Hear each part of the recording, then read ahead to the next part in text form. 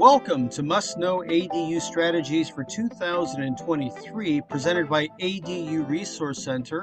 I'm your host, Danny Johnson. The goal of this broadcast is to create an informational hub for homeowners planning an ADU project of their own. This will be an ongoing webinar beginning in January of 2023 with special guest speakers from our industry so you can get a variety of tips and information to strategize your very own ADU project. Some of the topics we're going to cover are updates and tips for financing solutions, information on the CalHFA ADU Grant, and new legislation laws for ADUs and more. We're glad to have you today, and we hope to see you next broadcast as well.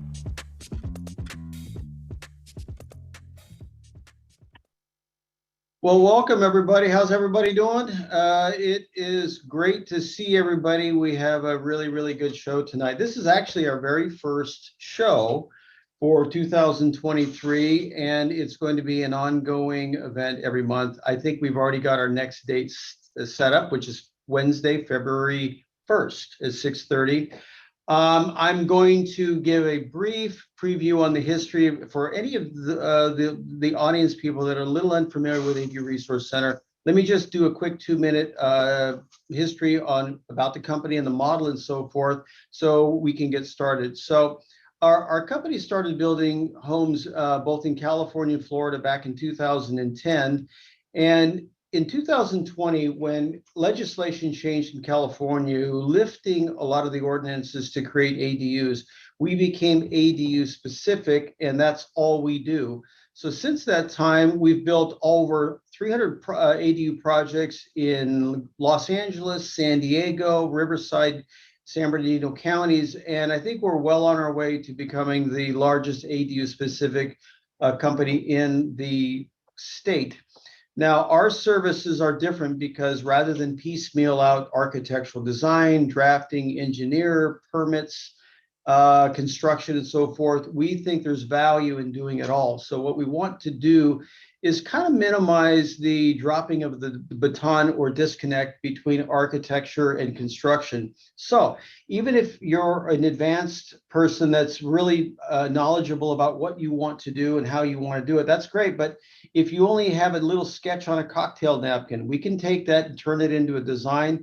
From that, we can make architectural plans. We can even do the engineering and expedite all the back and forth with the city. And eventually it'll land up in the construction division, and we can actually make the dream come true. And then, of course, finish it off with landscaping and hardscape. So all of these things that you are going to want to do with your project, which we'll talk about how and what it looks like tonight in a moment, all of that can be done at ADU Resource Center. So that's really kind of our service. So when you bought your house where you live in, you didn't get to pick out all of the things associated with it. You know, the walls are set, the ceiling heights are set.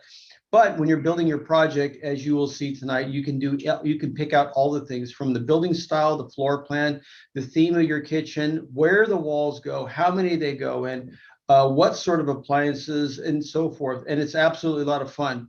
Our company uses technology. We do 3D rendering floor plans, not two-dimensional ones, so that we can really get a good idea of what it's going to look like before it's built, so that there's no mistake or misunderstanding.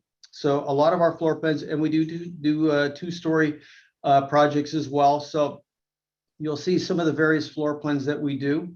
L-shaped floor plans are great for corners if we want to maximize space. The flooring, there's a variety of things we can do. We'll talk about some of the building materials that we have. Our first guest speaker can walk us through what she did and how she picked out what she's going to put in there. You can even alter your ceiling line. If you said, hey, look, do I need to have a traditional 8-foot ceiling? Or if I want, could I vault it? And so we'll talk about that. You can even add lofts. If you want to do custom skylighting, maybe exposed beams, things like that. Some of the fancier things you'll see, like clear story windows to really custom out. We have a lot of things that we can do. Nowadays, a lot of people are wanting to modernize their kitchen. We like to use quartz because it's antimicrobial and it doesn't, trap bacteria in the pores like granite. Thank you. So we can do any type of project you want. And there is no budget too small or too large. If you can imagine it, we can build it for you. So it just really depends upon what you want to do. So I'm just going to whisk through these things and show you the possibilities of ADUs. One of the things that's becoming more and more popular is extending the exterior, the courtyard area out there to the interior so we can expand our overall living space. And all these things are possible. So it starts with the most affordable one, which is a garage conversion. You simply take a 2-car garage or a 1-car garage, and we can turn it into an apartment, and you just cannot believe how nice it turns out. If you have an attached garage, we can still do that. We can still turn it into an apartment, and we have videos on our website that you're more than welcome to look at.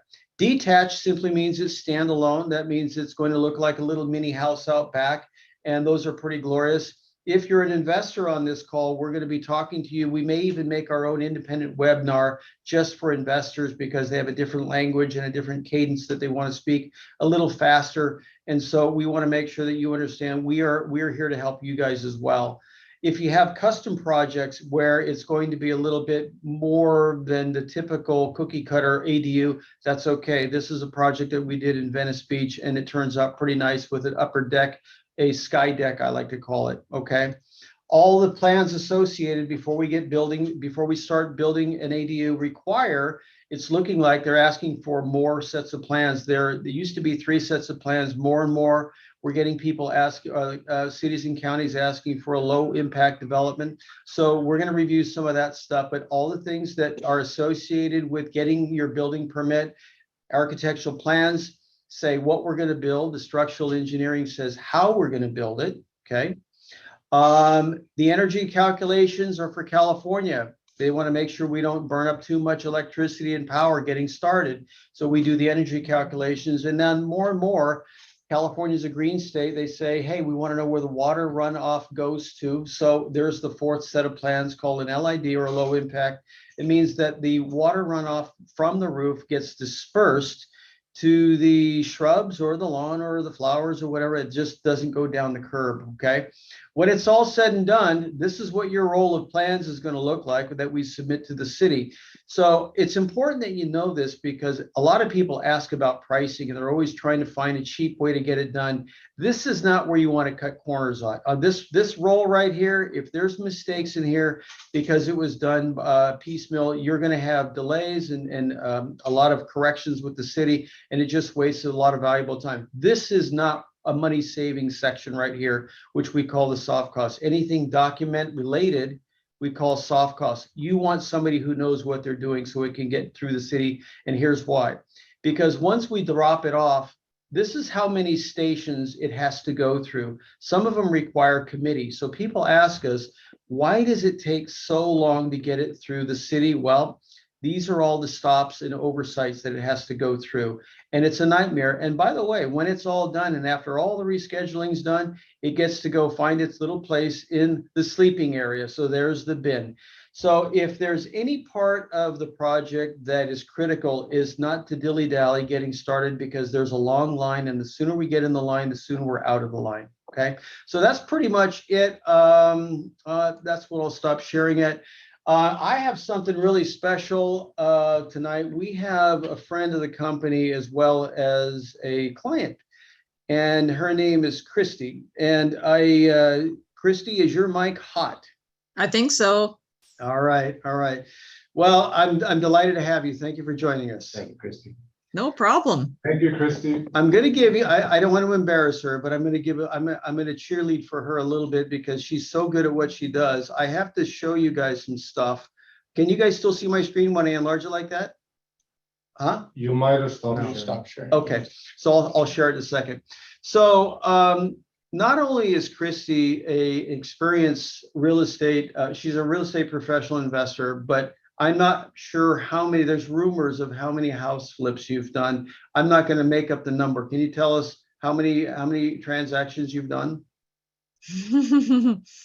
I think it's somewhere between 250 and 300. Okay, that was I've bought. And Yeah.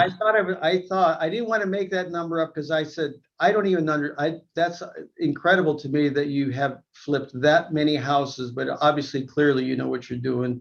And I just wanted to confirm that. I wanted to come out of your mouth, not mine, because it's an unbelievable number. But you've also built how many ADUs? I think I'm at 8 or 9 so far, and I've got plans for 4 more.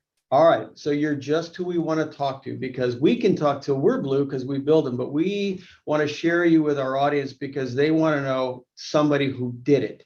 So what I'm going to do is I'm going to take you on a Christy tour. I'm going to show you some of her properties that I like. And if you don't mind, Christy, as we're looking at the pictures of what you built, can you just kind of comment on anything that you think is important or relevant? Sure. All right, let me pull up your stuff here. Oh, let me make sure I open it first. I'm going to start with Garden Grove. And then I have to go to Stanton because the Stanton one is just, it knocks me out.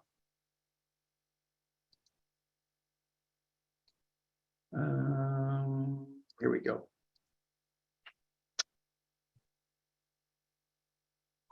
Can you see my screen? Yep. Yes, sir. Yes. Okay. So we're looking at a detached project, 620 square foot. You didn't know I had all your stuff on file, did you? This is amazing. This looks great. Whose house is this? I did a little sneaking around. So what I like is we don't have that many L-shaped floor plans. So L-shapes are problem solvers for corners, right? When you need to put something in there and there's not much space, right? Mm-hmm. So from the overview of Google Earth, we can see that this was a pretty tight corner, and I think that people would be amazed of what can be done. You have 2 projects in particular, this one and then the Stanton one, where you had not much space to work with. So I want to kind of just show you off a little bit. And this is the opening, and I love the fact that you use colored doors on every project. I don't know if you do that on purpose, but it's a pretty slick little trend. Now, inside, tell us a little bit about, there's 2 things that I'd like you to talk about.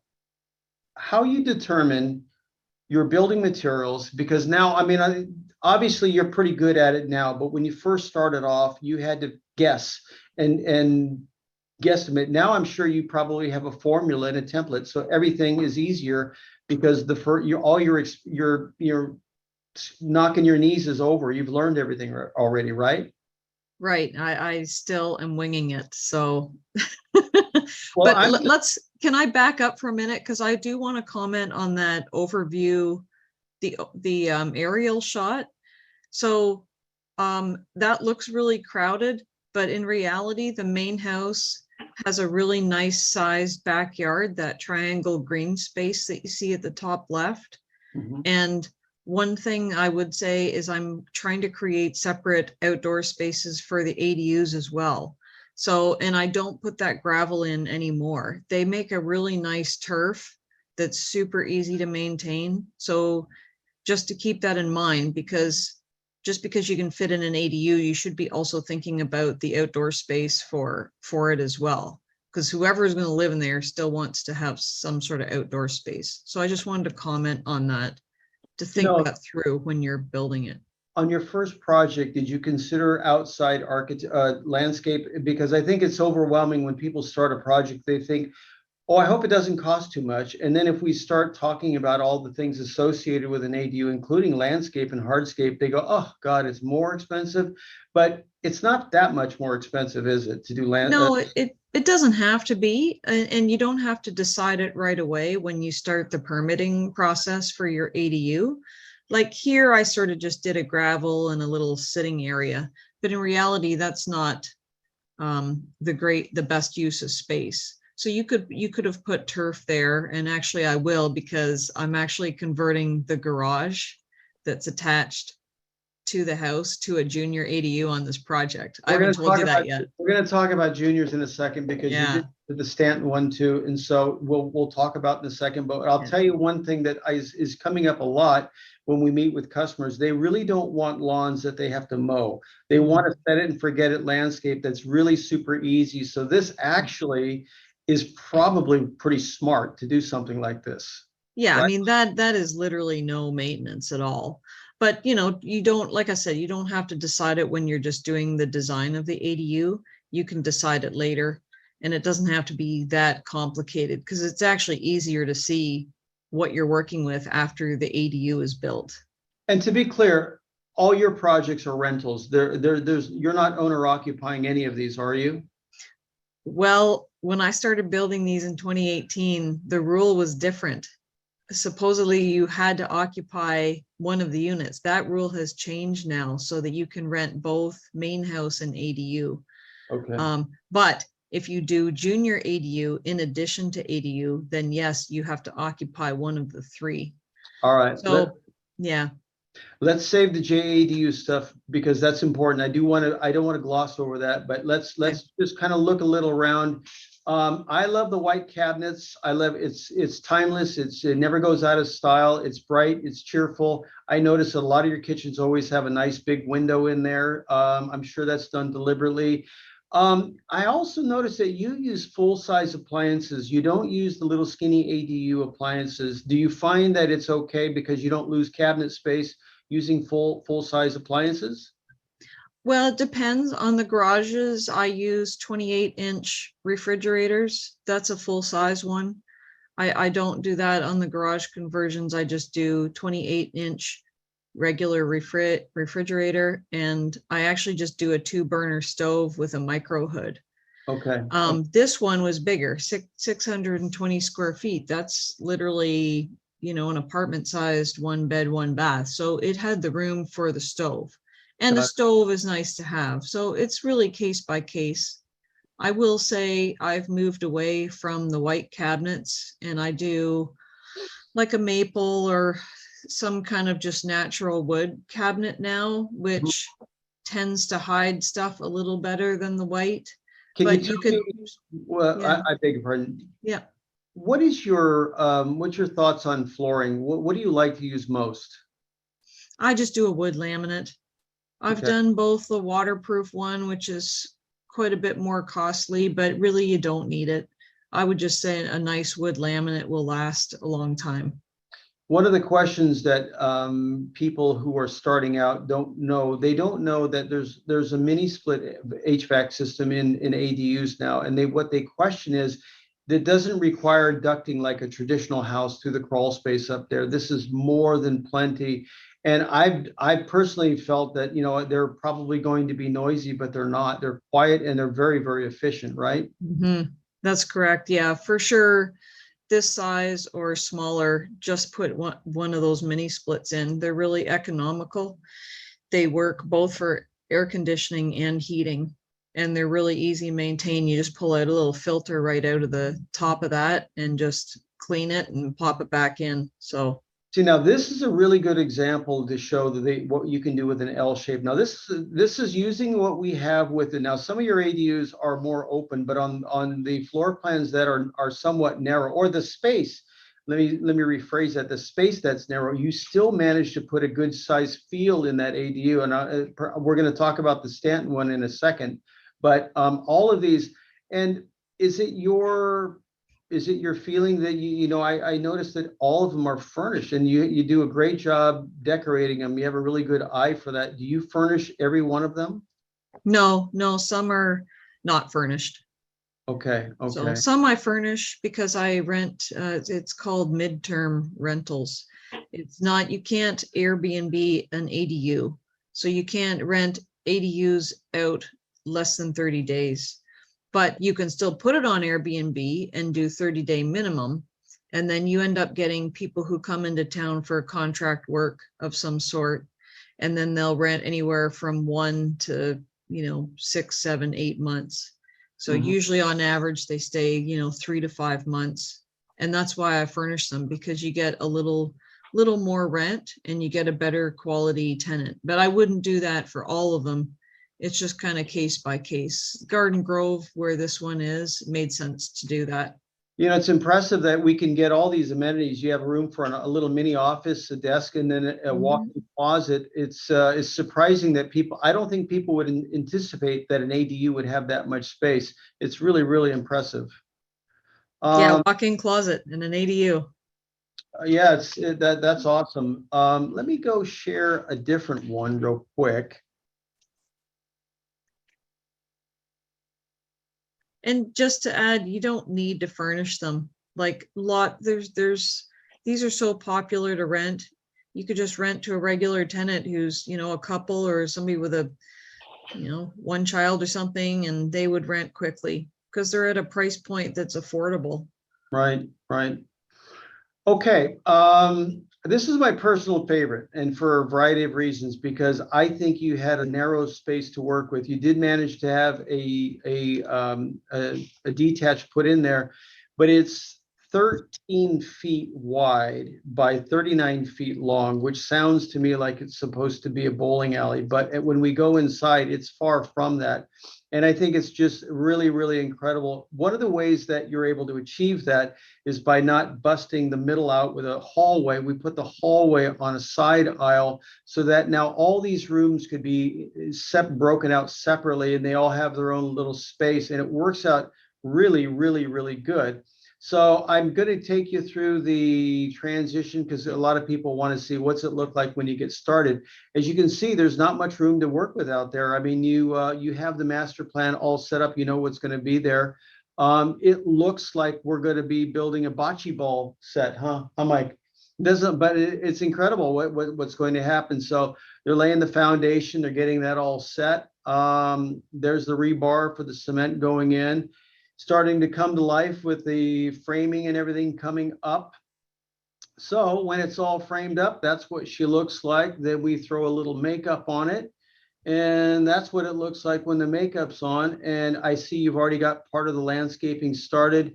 We just need a couple bushes, and there we go. And so now the outside has come to life. Fantastic job. So now the question is what is this 13-foot wide, 39-foot thing look like inside? And it's incredible. It's incredible. So this is the open room when you first walk in, and you're sharing the living room with the kitchen. And look at that room. I mean, that's spectacular. You would never expect that from a 13 by 39-foot space. And so you told me this in a previous video, but what's that stuff on the wall? I love this wall. Actually, that's just a flooring. It's just a flooring that I don't remember where I got it now, but I love it. Apparently that's not in, by the way, but I like the looks of it because it ties in the color of the theme I wanted. For everybody, Christy is a musician. She even wrote a song about ADUs. I won't make you sing it right now, but that's the theme. But I absolutely love this room. I love this room, and I think it's such an open concept. It works so well. So let's take a peek. There's one of our guys. So there's a reference of how much space it has when he's standing in there. I mean, I don't see how you can't miss on this. There's an open kitchen where you can certainly get things done. You've got a living room, and the appliances, again, I mean, you didn't shy away on, you went full size appliances on this one as well, and it still works. Mm-hmm. Yeah, I don't put a dishwasher in all of them, but the 1 bedrooms, if I can make that fit, I put those in. Okay. Yeah. Okay. As we go down the hallway, this is why we don't have a hall right there. It's down the side aisle. We come to the bathroom. I see a pattern with you. You put tubs and shower combos so that they can have a choice. I like the fact that you put the wide curtain on there so that it doesn't feel claustrophobic in there, but you always put a hard surface counter in the bathroom sink. So it looks really, really nice. Yeah, I think you need to know who your end tenant is going to be. If it's a family member and they have a small child, you need a bathtub in there. If it's a tenant with a child, you need a bathtub. I've done ADUs with just a stand-up shower, and they're really slick. The tile is just so nice, but I'm never going to be renting that to somebody with a small child. It would be too hard to bathe the child. So just know your end user. This is the second unit that we've had a dedicated laundry area, and I think that's wonderful because the obvious thing is we could always put it in the kitchen. Some ADU spaces don't have this much room. So we have to sometimes incorporate it in the kitchen, but I like the fact, at least on these two designs, we had a dedicated space for the stackable washer and dryer, which is nice, really nice. The bedroom, again, it's open, it's huge. It looks like you've got plenty of room. You'd never know this is 13 feet wide because of the way you designed it. You did a spectacular job. And you've even got a little walk-in closet over here. So that's pretty nice. Now, you said every project you do, you always try to be thoughtful to create some courtyard space of some kind, right? Mm-hmm. Yeah. And So then there's the crazy guys on the video with you there. But I have one more project I wanted. Before you go to the next one, can I maybe ask you a little bit about like the process? Was this difficult? How long did it take? What were some of the obstacles you ran into? The pros and the cons, or maybe before this? Sure. Yeah. Well, you know, first of all, you have to sort of have a vision of where you want to put it. A lot of the ones I was doing, I happened to have properties with big lots, and back in 2018, you had to have a certain size lot. Now you don't. You don't have to have any. You can, if you can fit one, you can put one. But you had to have a certain size back then. So I had a vision of where it could go. It's hard to imagine it because you're like, you know, how's this going to fit? And you can see when the foundation's going in, it's like, how is this going to look like anything? But yeah, I just started with an architect. So, and I think that's what I like about you guys. It's a one-stop shop. You know, you get the architect all the way through to the very end, the construction and the landscaping. But anyway, there's a couple of these I did before I met you guys. So, so I had to hire two separate people, the architect and the contractor separately. Okay. But yeah, we have two things that I'm being told we got to go quicker. All right. So, advice. We're going to save the JADU conversation for later because your advice is more important than that. What we've got people on the webinar right now, some of which are experienced and they already know what they're doing. The other group, I would say there's two groups. You know, the people that know what they're doing, they're well on their way. They're in the car, they got the pedal down. They know they're going on their destination. The second group, they're in the car.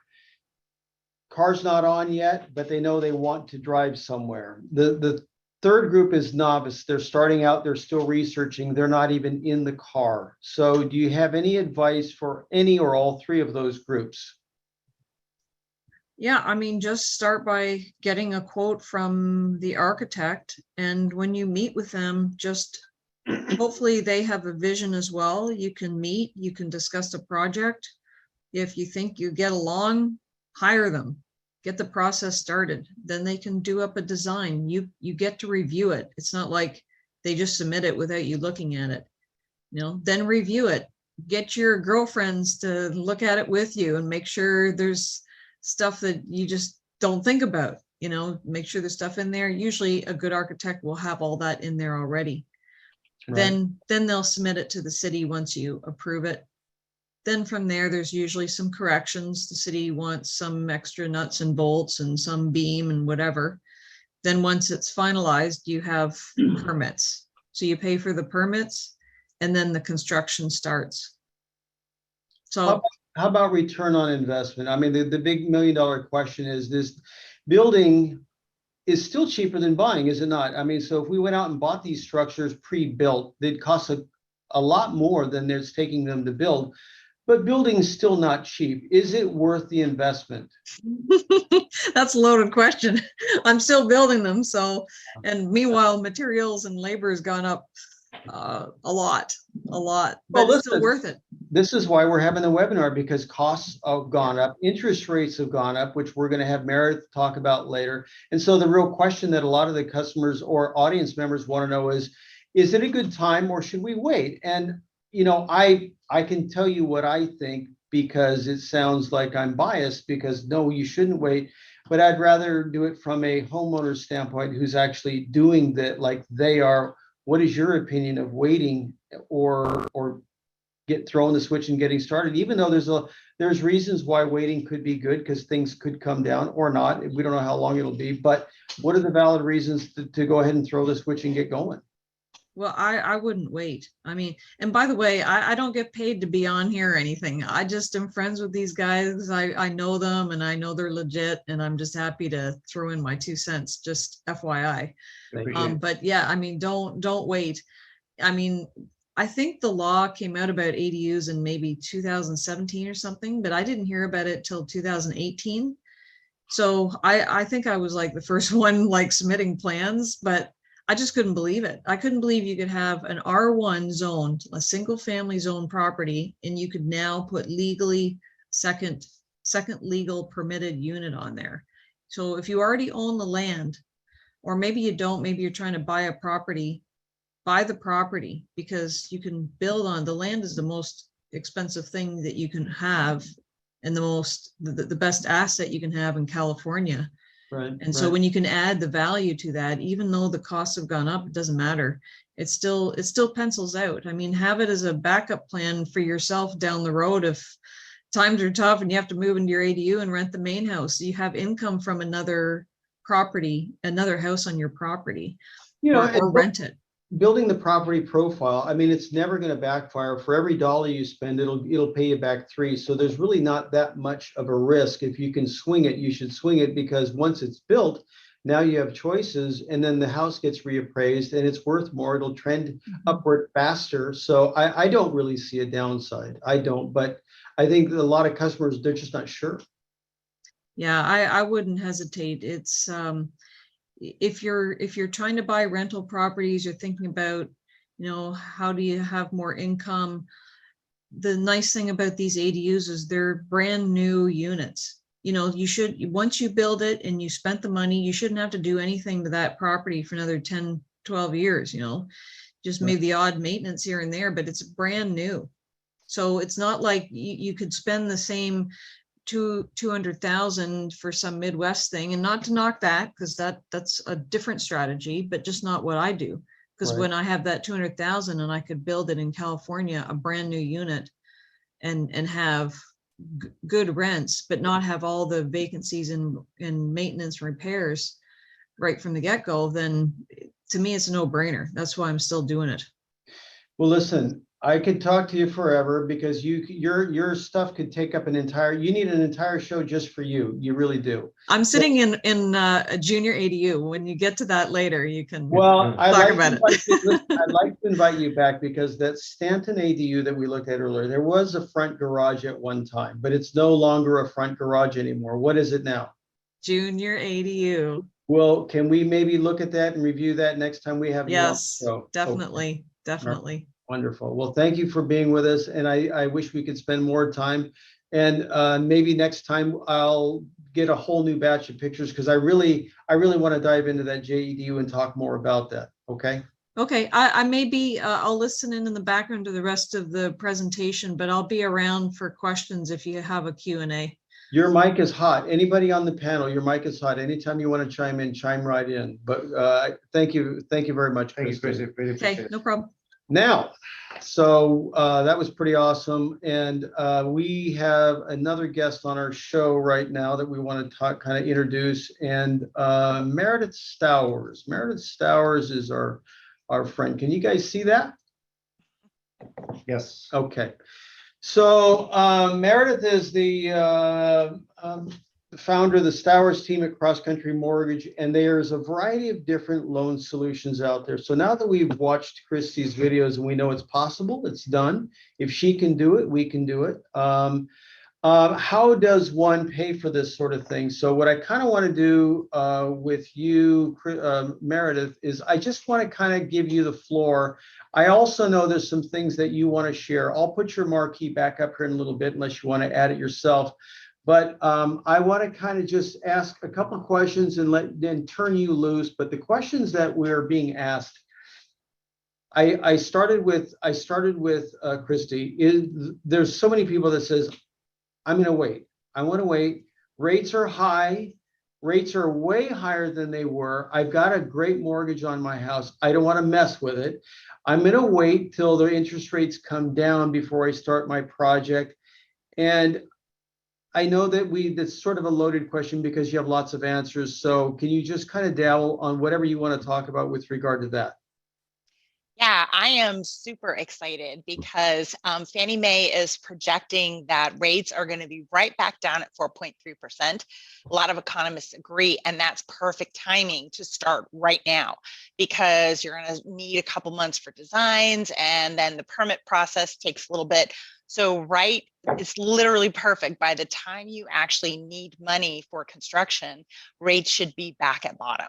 And we'll go over those numbers as well. And we've got some great strategies to get it covered. What's fascinating is that, especially if you're going to rent, the numbers really work even now. I have yet to see an ADU project not cash flow, even at today's high rates.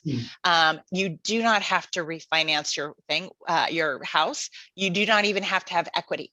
We have HELOCs, home equity lines of credit. They're kind of like a giant credit card. So you only pay on what you use. We also are rolling out a construction HELOC, which I'm really excited about. So I have a number of people who are actually going to buy properties with a goal of building, and we'll strategize the whole way through. But let's start to run the numbers on some of this stuff. And the numbers in many ways is collaborative. It's a collaborative first step from the start, because we've all seen too many people spend, a whole bunch of money designing a champagne castle only to realize that you're on a beer budget, or only to find out that if we had designed it slightly differently, we could have optimized the rental income a little bit better. A lot of people think that you got to build this big honkin' 3-bedroom, 1,200 square foot ADU to maximize your rental income and optimize the net cash flow. And that's not always true in every neighborhood. We've got a couple different configurations that are kind of interesting. So one of the things that I want to push tonight is state law, and Timothy's going to talk about this, thank heavens. State law now allows you to have 2 houses and 2 ADUs on a single family zone property. And I'm really excited about this because there's a couple things you need to know about ADUs. They're treated kind of like a shed, so they're not factored in rental income. We are the only bank that has trained appraisers on ADUs, so we are getting full 100% square footage value. But if you go to a local credit union, their appraisers are going to give you $0 value on ADUs. So that's something we've really tried to tackle. But SB 9 units are treated as full appraised value. You can factor in the rental income. And Slow down if you will, because sure.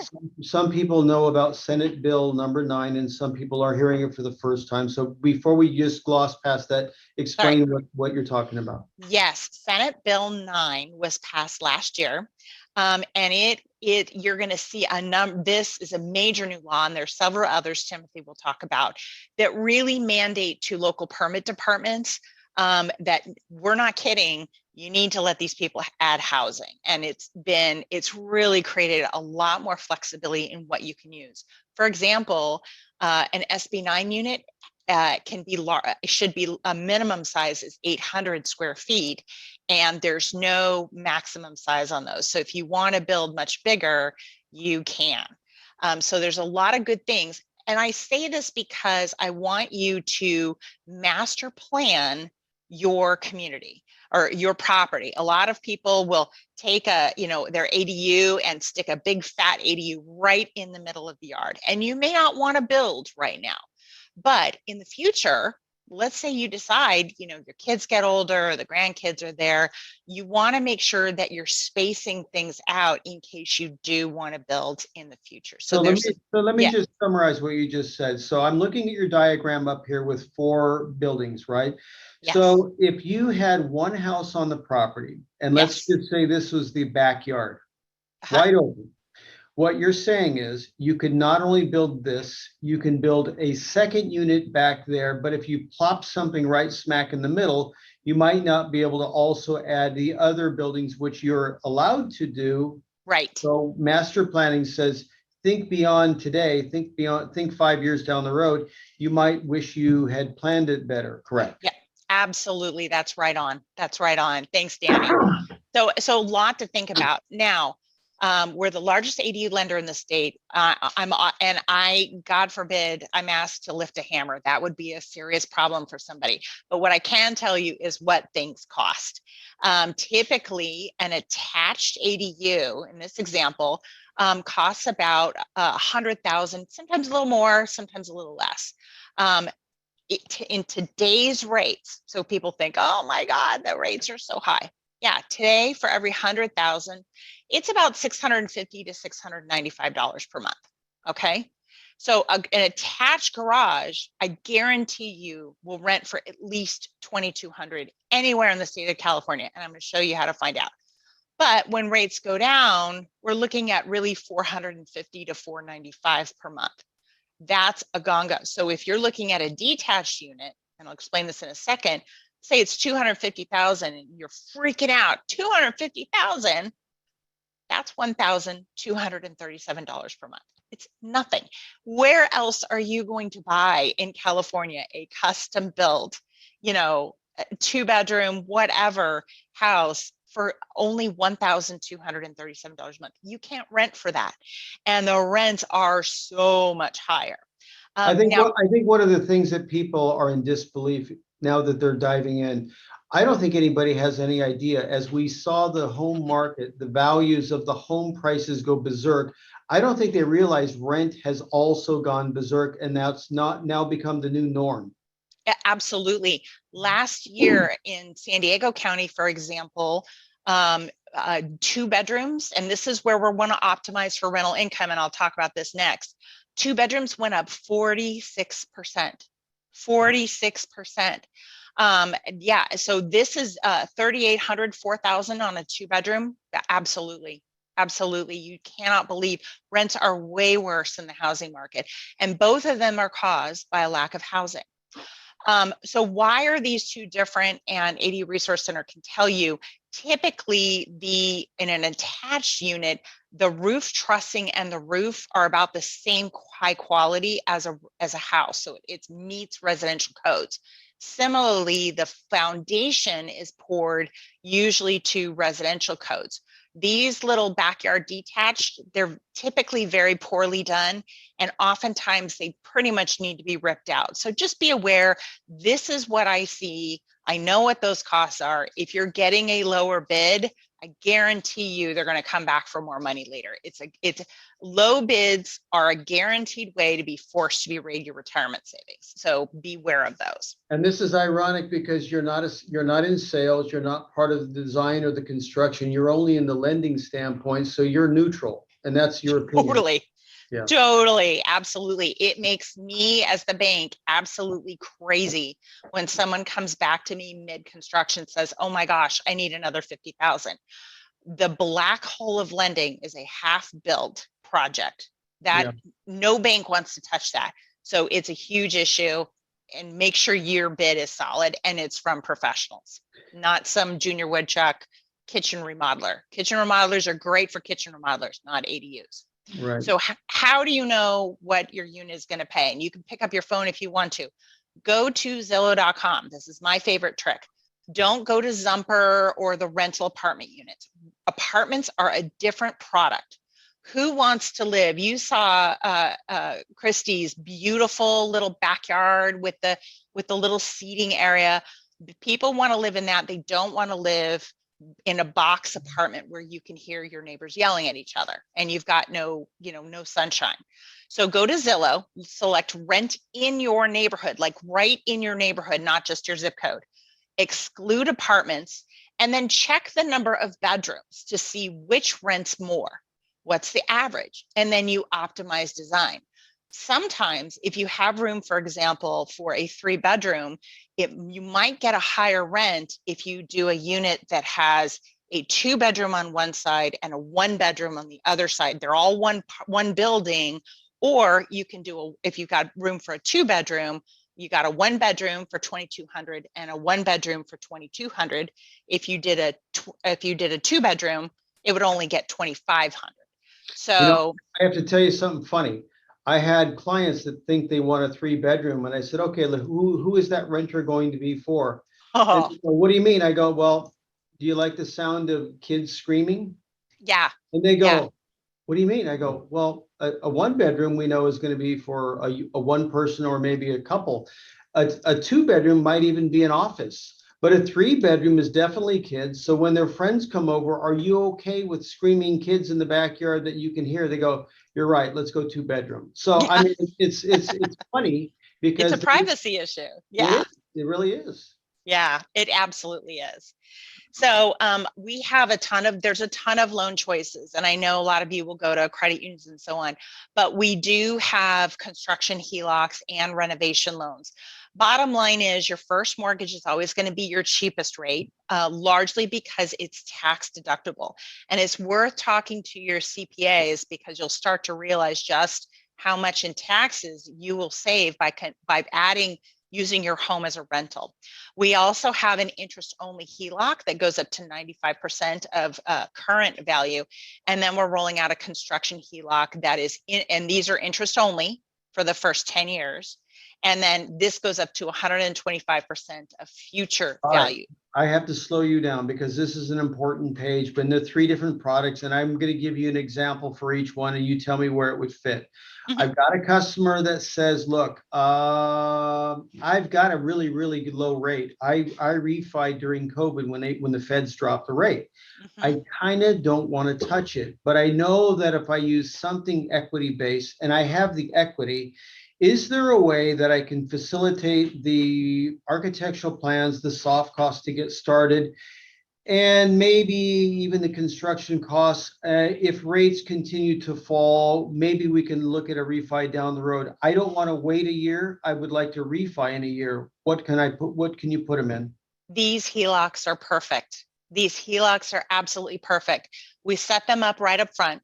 Let's say, and remember, these are floating rates, so rates are going to fall. So you start typically by spending, let's just spitball 10 nice round numbers, 10,000 for designs and, initial soils tests and stuff like that. That's $65 a month at today's rate. But now rates are falling down. So you finish the designs in a couple months and then you submit for permits. And those are going to cost, just again, spitballing, 10,000. Now rates have come down. So now that $10,000 is maybe $55 a month. You're adding another $55 a month. So you've gotten through the whole first portion for $110 a month. When you go through the permit reviews and stuff, you come to construction. Now rates are down to $45 per 10,000. And then you only use, it's just like a credit card. You might have this huge maximum line of credit, but if you only spend $100, you're only paying on $100. So I like that because we're always looking for ways to not deplete a customer's cash reserves. So the credit card, why do we use a credit card? Well, we're short on cash or we don't want to spend it, but we will pay it down at some point in time. So is there a rainbow coming ahead where if they did this on a HELOC, that's not a long-term loan solution, it's a short-term loan solution. So the pot at the end of the rainbow is eventually consolidating that when rates do normalize, right? Absolutely. And this is an example of the kind of spreadsheets that we provide for clients. This first section estimates what it would look like to cost for a HELOC. And then later on, we provide a complimentary refinance to fix that rate. We will always refinance for free once we've done a loan. And then this versus a cash out refinance. And then ultimately, when rates are all the way down to 4.3%, what a final refinance look. And we're looking at your rental estimates. So what kind of scenario? It's my job to give you side-by-side comparisons so that you can compare apples to apples and make decisions for yourself. Okay, Meredith, we're running quickly only because it's a webinar, but there's people that are going to want to talk to you about their specific things and slow the conversation down. I will. How can they reach you? Absolutely. They can go to calendly.com. I will slip through this. Yep, I'm at the end of my slideshow. They can reach me on aduloans.net if you guys want. That's right here. Actually, and I have your marquee if I can share it. Absolutely. Let me put it back up. That way people can see you. It's really important to do that. If you guys want to take a screenshot of this, that way you'll have all her data. Absolutely. And the main thing we're going to do, guys, is we're going to schedule a half-an-hour call to go through your whole thing. So we have a strategy before you spend a dime. before you spend a dime. Okay. Now, I have one more, then we got to move on to the next panelist, but I have one very, very important question. What do we do if a customer, they bought the house not long ago, they don't have enough equity, but they want to do an ADU, and if they had to wait for the growth, they have to wait longer and then probably talk themselves out of it. I know there's a solution.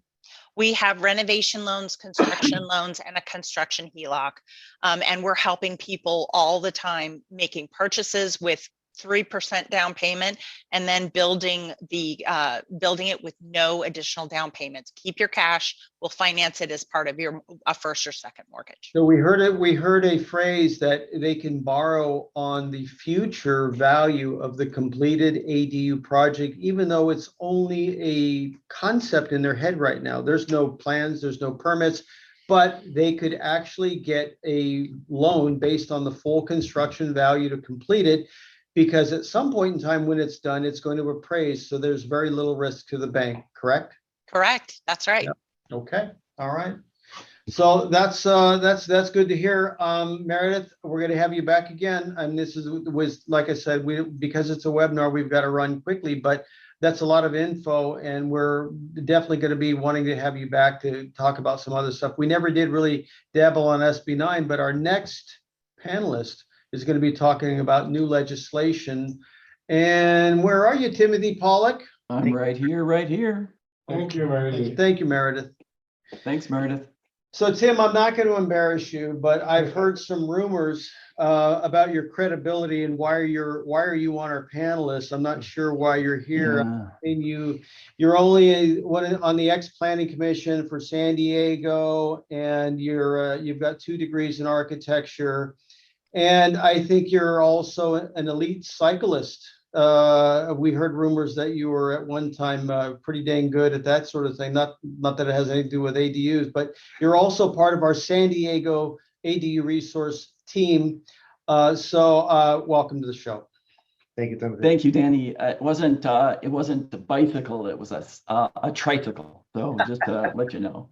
All right, so just give us 60 seconds on the cycling. What's your background in cycling? You're a competitive cyclist. So as you stated, I have my background's in architecture. I have 2 degrees in architecture. I'm a former city planner senior planner for the city architect of San Diego. I was a former plan review specialist, so I did the structural Title 24 plan checks for units just like ADUs. I have a background in construction, project management. I just have this hybrid set of skills that collided with the ADU laws, and I found a perfect fit. So, and you can ride a bike and you can golf. So and I can ride a bike. You make a hell of a meatloaf, so that's all good. Something like that, exactly. All right. But one of the things that I specialize in is legislation and understanding ordinances. I was a part of. I led a team to rewrite the citywide guidelines for San Diego. So, as crazy as the language and ordinances can be, you want to just make sure that you look at it through the lens that the city looks at it through to get your best result. So interpreting ordinances across municipalities is another thing. I've been in the ADU space for over 3 years and managed over 20 projects, and probably I'm going on 1,500 properties. I've reviewed those. So analyzing and doing site evaluations for properties. So you just is really one of my specialties. Yeah. Okay. Nice. Yeah. You want to talk about some new laws for 2023? Yeah, let's do. Okay. Let's look at them. These are things that I think are relevant. They just came up, and I think that it's worth talking because there's a lot of people that, and again, I want to make a statement here. We can ask Timothy what we want to ask him about the laws, but he is not an attorney. No wagering, please. Okay. Yeah. True. So AB 2221 is the new height restriction law for California. And we've had problems in the past about clarification on that because they said you couldn't do this, you couldn't do that. Yeah. What's your interpretation of this law? So what you're seeing is a softening and a better understanding from practitioners on the ground in regards to how they're implementing the height limitations.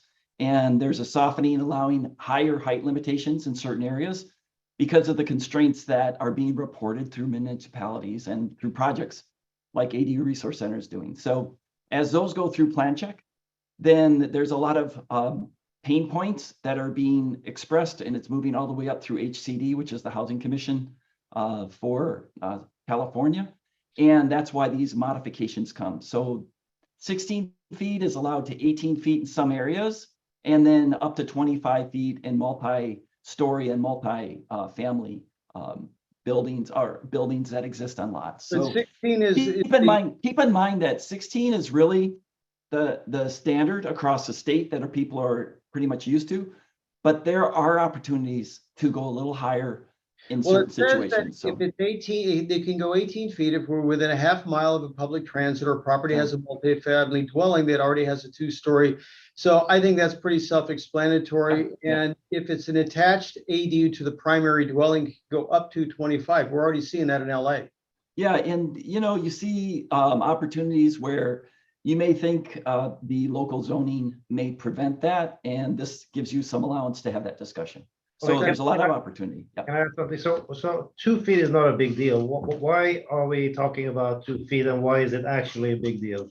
So the reason that the original state law, one of the reasons to create a 16-foot barrier is because 17 feet is really needed to create 2 stories.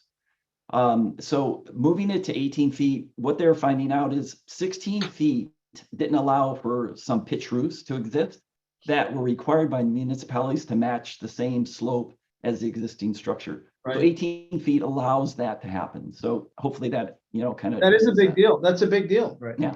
It is. Because otherwise you just have a bunch of flat roof ADUs or, HOAs or, municipalities require slope roofs, similar architectural details. It's a big deal. That's a big win. So as a matter of fact, all of these bills that we're going to be talking about tonight, every one of them is a win for the ADU project because it's supporting affordable housing, which is the top of the California's list. So we're in the driver's seat, it appears. So every one of these bills is doing a good job for us. Yeah. We move on to Senate Bill 897, which was passed in January of this year, and it's addressing now we have the front setbacks fall under California exemption, which means now, if I read this right, the minimum we can build is 800 square foot ADU on any property. That is correct. So that's always been in the law that if you have a municipality that limits floor area ratio or lot coverage, for instance, you have a very small lot and you have no room to build, but there's just enough to build. You can build up to 800 square feet, period.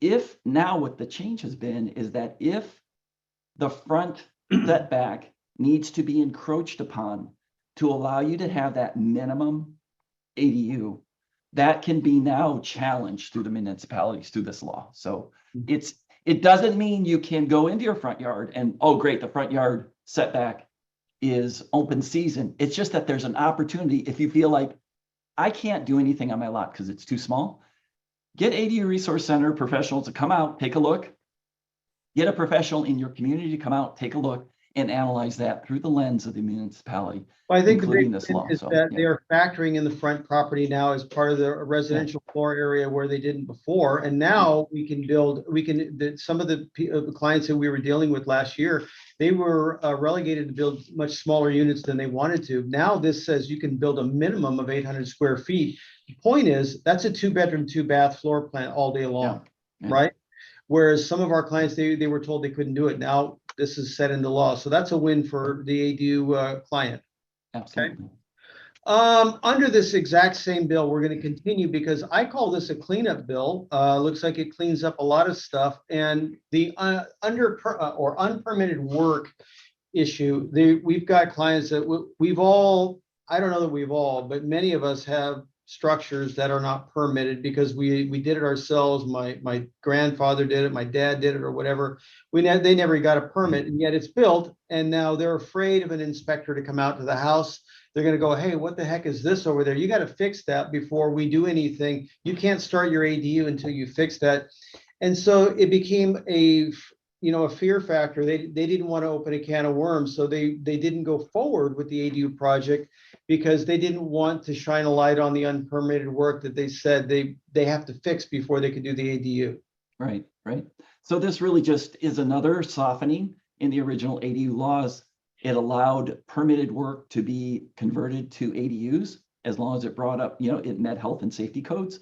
This allows it to happen in conjunction with or during the process of the ADU. So a lot of times it was like, you can't move forward until this happens. It was called code compliance. And when that kind of like stops you from doing anything. Now the municipalities have to allow you to rectify those situations, make sure they're up to code, and then also build the ADU. We can do Pretty them straightforward. simultaneously. We don't have, I mean, let's say somebody has an unpermitted dwelling and they said, yeah, we probably need to take care of that. Can you do them both at the same time? Sure. Yeah, Yeah. exactly. Whereas before we had to do one first, then come back and start over afterwards, which just wasted a lot of valuable time. So that's a good thing. And for some, just one piece is that a lot of, for those of you that have unpermitted work on your property, you may have purchased the property with unpermitted work on there.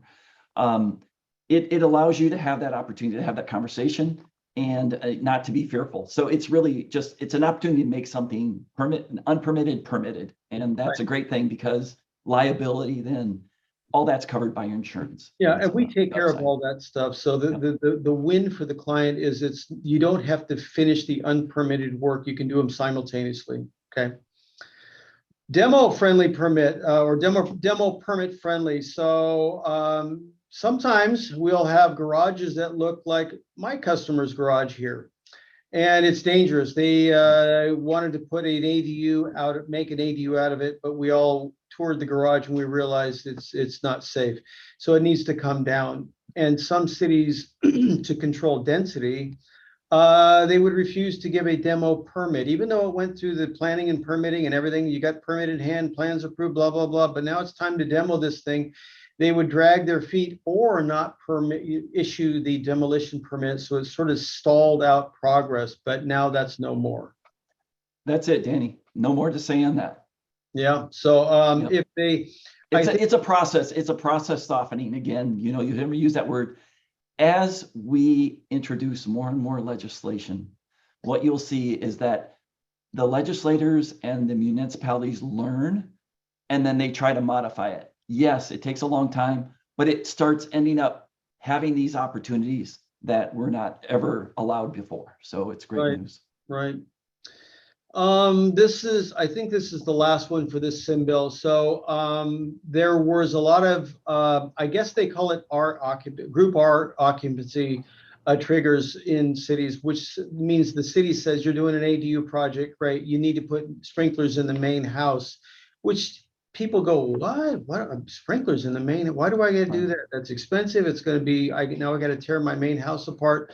So apparently that's no more. Yes, correct. So, you stated it perfectly. There's no more way to simplify it than that. It's just that it removes the municipality's ability to require more expensive infrastructure in the ADU that is in the main house. So you're good to go, and vice versa. Yeah. Okay. This is a new bill that's directed at CalHFA, who was the sponsor of the grant. Did we talk about the grant? Yes, we did. Okay. CalHFA is the, California was the sponsor of the grant, and CalHFA was assigning administrators, but they are now assigned a new responsibility, and that's to convene a working group to develop recommendations to assist homeowners in qualifying for loans, to construct ADUs and pay ADUs on their properties, to increase access to capital and homeowners interested in building ADUs. So the acronym CalHFA is the California Housing Financing Agency. Simply means they're looking for funding, correct? Or funding. Meredith, I saw you shaking your head. Come on. Yeah, unfortunately, we didn't talk about the CalHFA grant, No, and we didn't it's just okay. So the governor, they're in trying to budget cuts, is looking at killing that thing. We're fighting against it, but to be honest, it's not going to be a big deal because they are coming up with other alternative grants. The local housing trusts are coming up with grants, and then of course, to be honest, you can always use a HELOC to pay for stuff. Again, those designs and paying $100 a month to do designs and permits just really isn't that big of a deal. I'm And sorry. I think what's most important to understand is that when you're engaged with a group that's going to provide design services, financing services, always ask, just say, are there any grants that are available? What are they? They should be knowledgeable about those grants and any opportunities for you to apply, and take advantage of those. That's all. Just make sure you ask. Those professionals should know. And we're across the state really trying to get that message So across to I the opened a practitioners. can of worms. Let me close. Thank you. Let's close it. Move on, Danny. So- Yes. Next slide. Next slide, Danny. The CalHFA grant, they had $100 million worth of funding to assist affordable housing solutions in the form of ADUs. And they went through all of it in 2022. We have not heard that there's going to be an extension or a rollover. So I think one of the things that we wanted to maybe address on the webinar tonight was, as we know it, the grant is officially exhausted. It's done. All the monies have been dispersed, or they've been appropriated to people that are now finishing up their paperwork, but it's done for 2022. So if there's anybody on the webinar right now that was hoping to participating, that at least that particular grant is bye-bye. But as Meredith said, it was pre-construction costs like permits and plans, and with her financing program, doesn't mean that you need to deplete your cash reserves to get it started. You can still do it for a very, very low monthly payment. And Meredith, what was that low monthly payment again? Like $50, $100. Yeah, that ain't bad. So that's not a deal breaker. If the grant is no longer going to be under the CalHFA, maybe they come out with another grant down the road. We could probably figure out reimbursement and so forth, but I don't think that's a reason to wait at the train station, because the train may not be coming. Get your project started, use a HELOC to fund your startup, get started costs, and be happy. Okay. So there you go. Tim, Senate Bill number 9 is an urban lot split lot and or law, and it's ambiguous and dubious. But I think it's a win for homeowners because they can take one piece of property with a house on it and they can optimize it and gain more. But yeah, I know it's delicate because each city and county is going to have their own interpretation of it, correct? Well, in these laws, once they're introduced and then they land on the local municipalities, they have to create vehicles for you to be able to do this. A lot of them are working that out right now. I think this lot split is a great idea, and certain lots will definitely be able to take advantage of it. It's not all lots can take advantage of it. So there are requirements per municipality that are needed, but what it does is it gives us permission to explore the idea. So if you want to have, when you have your site evaluated, you want to make sure you look at that as a potential, or if you're thinking about that yourself as like, hey, I can do that, have a good conversation with a professional to understand what are the limitations within the municipality that your property exists. So, Okay. yeah. Okay.